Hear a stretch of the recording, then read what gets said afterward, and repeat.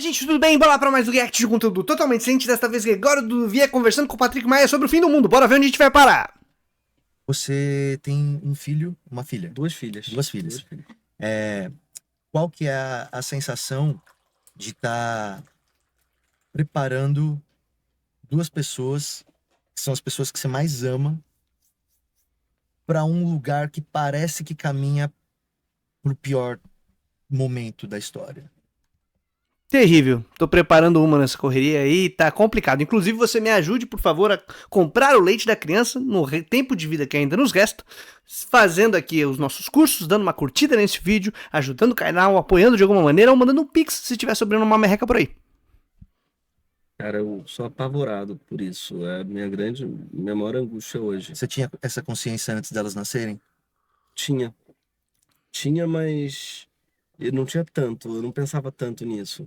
A grande mudança para mim de ter filho é que você para de poder morrer, sabe? Porque Morrer não é mais uma opção, né? não me incomodava muito a ideia de morrer. Eu pensava assim, já vivi pra caralho, tinha uma vida boa, feliz, sabe? Com 30 anos, eu pensava assim, cara, eu vivi muita coisa. Se acabar bem.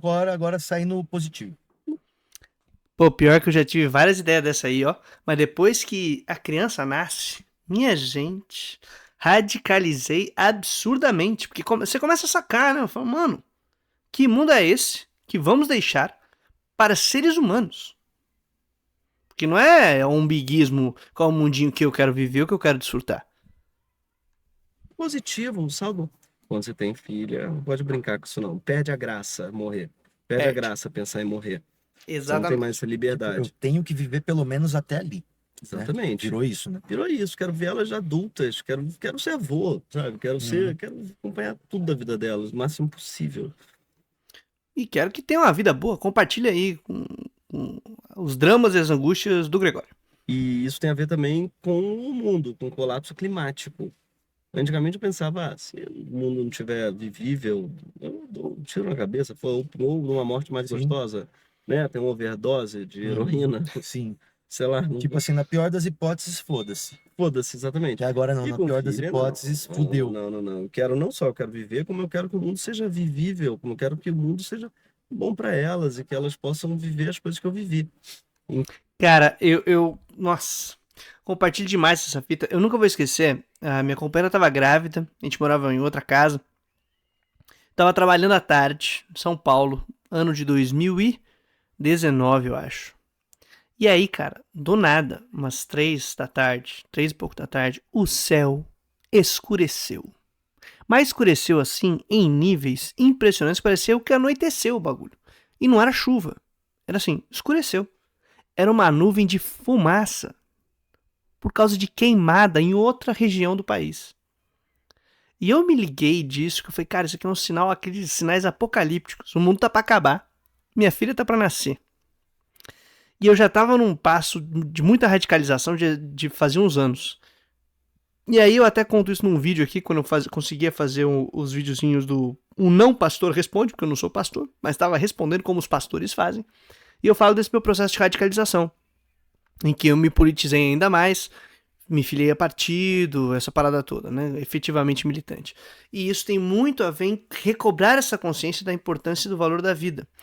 E eu acho que esse lance aí, que muitas vezes o capitalismo faz com a gente, de achatar as famílias, achatar as relações sociais, as relações interhumanas, as relações afetivas, porque tudo vira uma questão produtiva, de tempo, de exploração do trabalho, de super exploração do trabalho, de tentar adquirir algum valor e de tentar consumir algum valor, essa loucura que a gente vivencia, a gente vai perdendo essas dinâmicas, essas noções. E às vezes, cara, quando você tem uma responsabilidade do grau de ser pai, de ser mãe, ser responsável por outras vidas que são totalmente dependentes de você, tem que mudar aí, tem que dar uma shapeada aí na cabeça. Então, eu passei a ficar muito obcecado com isso, cara, com o colapso climático, sobretudo, e com a ideia de que o mundo, o que é louco, que as pessoas acham que elas não entendem às vezes, é que elas acham assim, mas se o mundo acabar também, a gente está muito acostumado à ideia daqueles filmes que a gente viu nos anos 80, Independence Day, Impacto Profundo. Sim. Aqueles filmes em que o mundo acaba por um meteoro. Um fator externo. Total. Fiz filmes de desastre que de repente, caiu. E você não tem muito o que fazer. Lá no Impacto Profundo, claro, o governo americano consegue lançar uma bomba atômica em direção ao meteoro e salva o mundo. Aham. Mas se fosse no mundo real, isso não existe. O mundo acabou, acabou, acabou. Isso daí não seria o pior, o pior cenário, o mundo todo acabar de uma vez só. O cenário pior é que a realidade é que ele vai ir acabando. Ele acabou agora no Rio Grande do É, Sul. porque enquanto ele Isso é Cara, isso é uma maluquice. Que a gente tá acostumado com essa imagem do. Chegou, acabou. O mundo finalizou. Já era. E aí, como só tem um golpe final, alguém arranja um contragolpe e salva a gente. E os filmes achataram na nossa cabeça, mas não só filmes, outras coisas também, de que existe essa salvação de golpe final e uma resposta imediata que garante pra gente ficar tranquilo. E não se preocupe que no final da história o bem vence, tem uma mão externa, tem o famoso Deus Ex Machina, né? Do nada vai aparecer aí um elemento quase surpresa e mágico que resolve todos os conflitos e a gente não precisa lidar com a angústia. Pô, isso dá uma mistificada tão profunda e a gente tem que sacar isso aí. Entra num grau de discussão cultural, né, de produção cultural e tal, tem que envolver tudo. Tem que envolver tudo que a gente consome, de música, de filme, de livros e da tradição religiosa que a gente herda e que se hegemoniza e que está adequada a um tipo de reprodução social que aceita o fim de mundo. o acaba. colapso climático. E quando ele acaba, ele provoca crises que vão aumentando a chance de acabar mais rápido o que sobrou. Exatamente. E aumenta a desigualdade. Aumenta a crise climática e os refugiados climáticos que estão Pois tendo é. agora. Já são. O Sul hoje já tem 500 mil refugiados climáticos Uhum. no Rio Grande do Sul.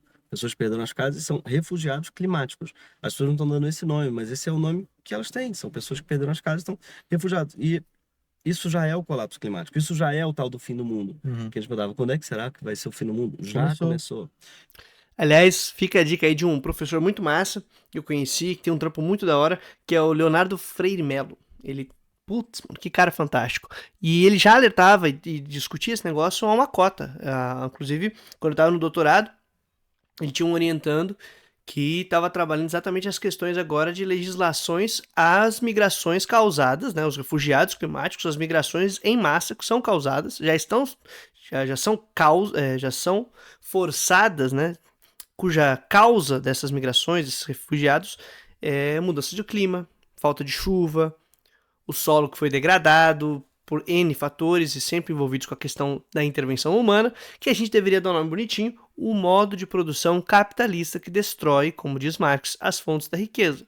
A pessoa, né, o trabalhador, e a terra, a natureza. Porque se você for pensar do ponto de vista do mundo inteiro acabar de uma vez, é do caralho.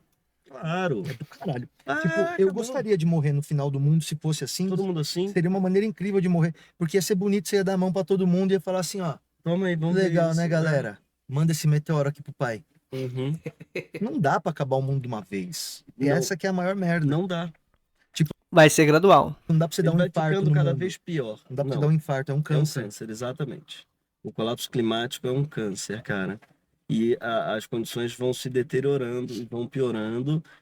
E o doido é, politicamente piora. Porque no momento em que você vê que os recursos começam a ficar finitos e os refugiados vão começar a querer atravessar a fronteira, o que que acontece? Começa a subir muro e fronteira.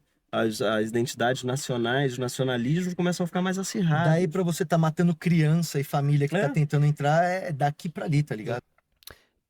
E aí, os Estados Unidos já faz isso há quanto tempo?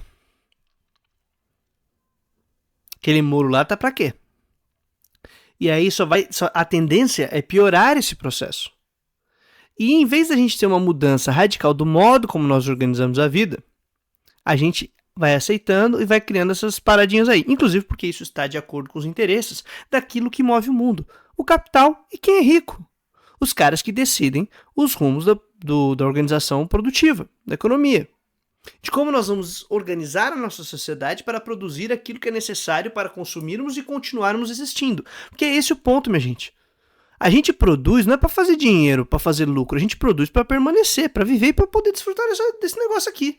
Só que, dado o tipo de organização produtiva que surge com a modernidade burguesa capitalista, o ser humaninho virou capital humano, um recurso, uma pecinha dentro do processo industrial e produtivo que não tem validade. E é nesse sentido, inclusive, que a galera da teologia da libertação, por exemplo, chama de idolatria e de luta contra a idolatria a crítica ao capitalismo. Então, gente, lutar contra a idolatria é ser anticapitalista. Por quê? Capitalismo é uma produção de um tipo de organização social, de instituições, de produtos da história humana, que ao invés de nós manipularmos e decidirmos sobre eles, eles passam a decidir sobre as nossas vidas. E aí, se tem uma nova organização econômica, um novo tipo de produção, não sei o que lá, que faz mó galera perder o emprego. E agora essa galera não tem mais condição de produzir e reproduzir a própria vida. A gente faz parte da regra do jogo. E são tratados, como diz o Franz Henkelambert, como um acidente natural. Não, foi uma escolha, foi uma decisão. E o problema é esse. Então, as escolhas e as decisões têm que ser cada vez mais planejadas e organizadas para atender às necessidades das pessoas para que elas permaneçam em vida. Só que dentro do capitalismo, isso não ocorre porque o capitalismo se desenvolve, produz, reproduz e aumenta capital, destruindo a terra e o trabalhador, a natureza e as pessoas. Exatamente. O caso Porque aí que se instauram os governos fascistas, tá ligado? o fascismo cresce com o colapso climático. Olha que loucura. Ele cresce com o aumento dos refugiados. Porque aí você aumenta o patriotismo, você aumenta o discurso populista. Exatamente. Exatamente, é o que a gente está vendo já. Esse crescimento da extrema... Aproveitando que apareceu uma chavezinha aqui embaixo, não esquece, minha gente, de dar uma força no nosso canalzinho também. Segue aqui, compartilha, divulga, se engaja, não esquece de fazer isso. E se tiver sobrando na merreca aí, também tem o Pix, tá na descrição desse vídeo, assim como os cursos que a gente tem ofertado e as campanhas de financiamento coletivo para ajudar a manter o trampo aqui. A extrema-direita no mundo já é fruto de um colapso climático e da ideia de que é a Arca de Noé. O mundo talvez acabe, a gente tem que separar aqui. Eu quero estar dentro dessa arca, sabe? Essa ideia de que com o mundo, com as condições piorando no futuro, eu tenho que achar minha bolha salvadora. Separar o... Com a diferença de que, no caso, essa Arca de Noé aí tá sendo planejada pelos animais. Gado, em geral. Exatamente. É o que me apavora, porra, do Last of Us, por exemplo. Eu gosto pra caralho da série, mas ela tem uma coisa muito agoniante, que é, eu via pensando, pô, será que eu tinha que ser igual aquele casal lá? Você viu? Vi. O casal dos gays? Os gays que tem que separar linda história. tudo. Linda história. Eu só pensava assim, caralho, será que é isso? Porque, ao mesmo tempo, você quer sobreviver no mundo desses? Eu tenho dúvida. Ou você quer viver a melhor vida que você tem até o momento que deu e acabou? Porque que mundo... tem toda uma galera que são sobrevivicionistas, não sei se o nome é esse. Vocês são os malucos que vão se acostumando com a ideia do fim do mundo e eu vou lutar pelo meu. E aí, sabe o que falta aí, ó? Consciência de classe, minha gente. Porque é isso. Qualquer questão, seja ela da crise climática, de gênero, raça, sei lá o que lá, se não tem consciência de classe, vira um umbiguismo. E aí o umbiguismo pode, inclusive, estar muito bem adequado a uma propaganda do Itaú, do Carrefour ou de venda de bunker.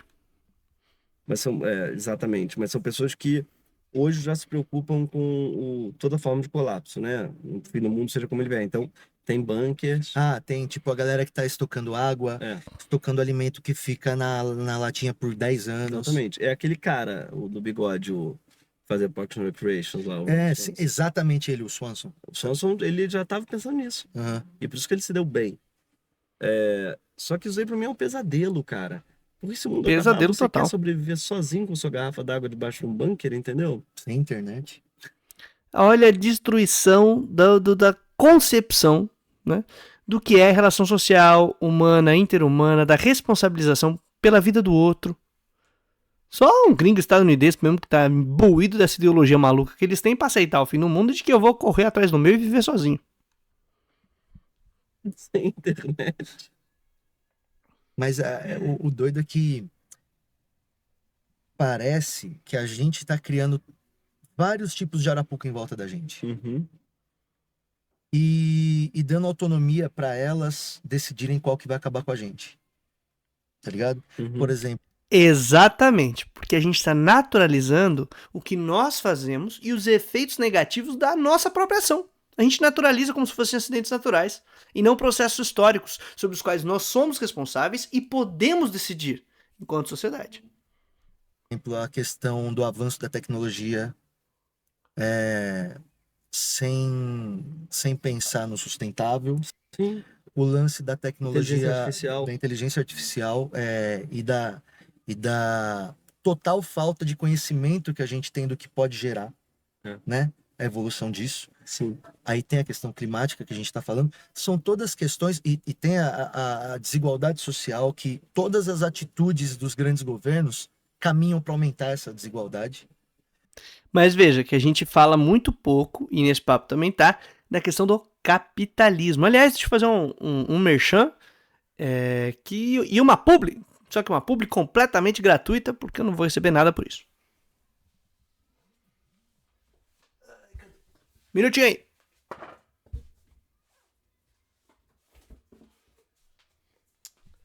Este livrinho aqui, ó, Como Parar o Relógio do Juízo Final, é baseado em um curso e também um texto do Noam Chomsky, e é um livro de homenagem ao Noam Chomsky.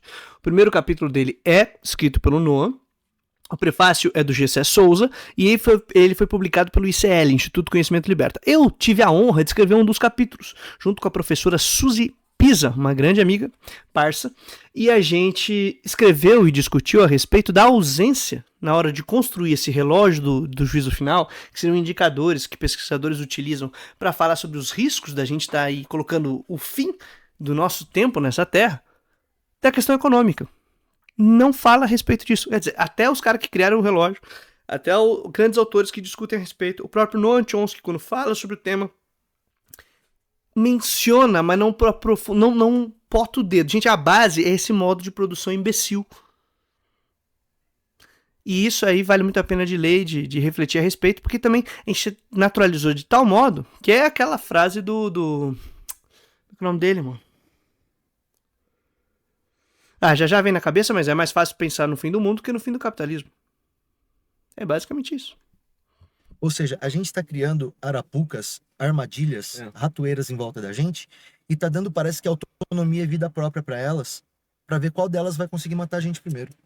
E a gente não tem meio que nenhuma defesa para nenhuma delas, cara. Não tem. A gente não tá vacinado, né? Isso Nem organizando a classe trabalhadora, que é quem pode decidir o bagulho aí. preocupa pra caralho. Com criança, se eu não tivesse filho, eu acho que eu estaria mais de boa. Exato, porque eu não tenho essa responsabilidade, tá ligado? Eu tenho falado isso ultimamente, é um pouco pessimista, mas eu acho que a época de nascer já foi. Aí naturalizamos o bagulho. E como um pai de uma menina, eu sigo nessa linha aí, gente. A luta é para que haja possibilidade de vida. E aí, assim, tem um filho, tem uma filha, tem sobrinho, tem sobrinha, você é professor, você é professora, responsável por crianças, responsável pela vida de pessoas, você fala, cara, o mundo não pode continuar nessa pegada. E isso é algo que a gente tem que refletir a respeito, porque dentro do nosso processo aqui como esquerda e não sei o que lá, a questão apocalíptica, escatológica, ou seja, do fim dos tempos, não passa no nosso papo. Mas sabe quem discute isso muito bem, como eu aprendi desde a minha formação? Pentecostais. A nossa tradição evangélica brasileira trabalha a questão do fim do mundo desde sua origem. Especialmente nas Assembleias de Deus, por exemplo, que são aí a base do evangelicalismo no Brasil. A questão escatológica foi a primeira colocada, porque surge no final do século XIX, começo do século XX, e essa galera tá vendo um acelerado desenvolvimento de um arsenal bélico, essa parada toda, que falou, mano, o mundo vai acabar amanhã, agora é só a gente se organizar para esperar Jesus voltar, né, como um golpe mágico e tal, e tudo bem. E tem uns loucos ainda que falam, não, então tem que destruir mais ainda o mundo, porque Jesus volta mais rápido. Tem maluco que fala isso, eu já ouvi, né, inclusive nem pentecostal, eu ouvi de pastor presbiteriano. Então a gente tem que fazer esse tipo de debate, de reflexão, para a gente não cair nas armadilhas e nem desmobilizar a luta. Ao contrário, o pensamento apocalíptico, escatológico é mobilizador. Ele tem um potencial incrível e o próprio Walter Benjamin, que é um autor aí que vez por outra aparece como uma de umas saídas interessantes e muitas vezes esquecido, sacou isso, tinha sacado uma parada aí. Beleza? Mas isso fica para outro vídeo, minha gente. Trazendo a boa nova todo dia útil até a vitória final. Valeu a paciência por aí, seguiremos esse papo.